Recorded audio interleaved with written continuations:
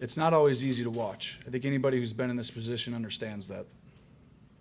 But what is clear is that I was that kid once. Stepping in, having to prove yourself. I remember the feeling like it was yesterday. It really is an incredible time in your life. And if I remember one thing from back then, it's the people that helped me along when I was young. And if I can be that to Dak, I've tried to be, and I will be going forward. I think you all know something magical is happening to our team. I'm not going to allow this situation to negatively affect Dak or this football team by becoming a constant distraction. I think Dak knows that I have his back, and I think I know that he has mine. Ultimately, it's about the team. It's what we've preached our entire lives. Very emotional. Skip, what do you make of this? Watched the entire 6 minutes, riveting television. I was touched by it. I thought it came straight from the heart. I respected and appreciated the fact that Tony Romo conceded the job to Dak Prescott. He blessed Dak Prescott. He said that he would have Dak's back and help him as much as Tony can conceivably help a fourth-round rookie quarterback.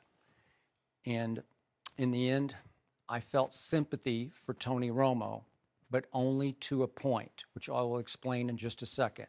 But I want to speak from the heart about the Tony Romo I have come to know from a distance. He's a good guy. He's gone through a very bad time, clearly. By all accounts, he has God in his heart. He's a good Christian man, good husband, good father. I respect the heck out of all that. And he has gone through a hellish period in which he thought he had his best team as a Dallas Cowboy quarterback.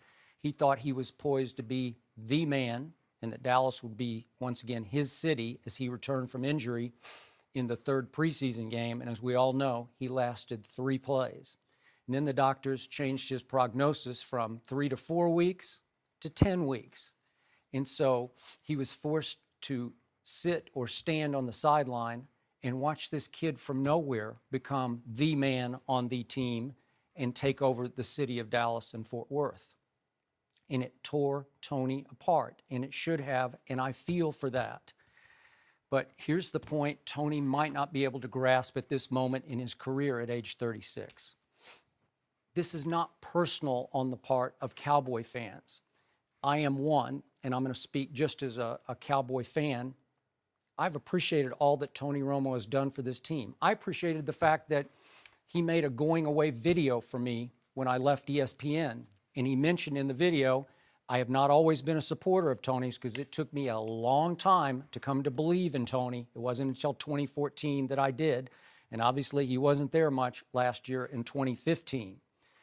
But I've told you from the start, from preseason, I have come more to believe in Dak Prescott as not only the future of the Cowboys, but as the present of the Cowboys.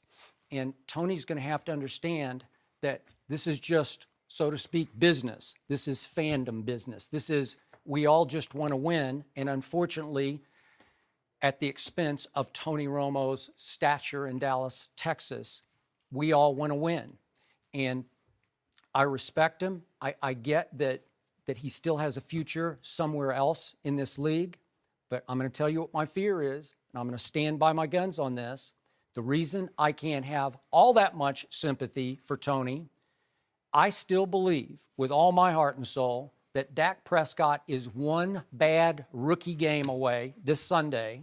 If they have a disaster at Jerry World against a suddenly resurgent Baltimore team with a tough front seven, I believe Tony Romo will return to being the starting quarterback the following Thursday, Thanksgiving Day, which was the last time he actually started a game, and this would be at Jerry World, this time against the arch-rival Washington Redskins.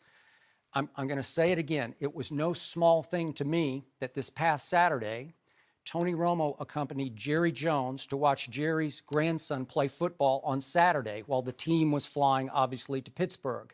And I'm assuming that then Tony had to ride with Jerry on his private jet to Pittsburgh. Tony not going to dress for the game, but was just going to be on the sideline.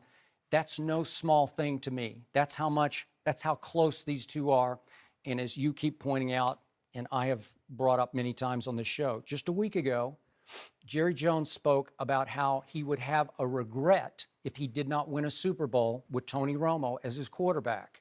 Well, now it's silver platter handing it to Tony Romo. So I get where Tony is. I appreciate that he made that statement and tried not to be a distraction on an off day on Tuesday ahead of the Wednesday interviews that the starting quarterback will do. But in the end, I still think he has a future as the Dallas Cowboy quarterback.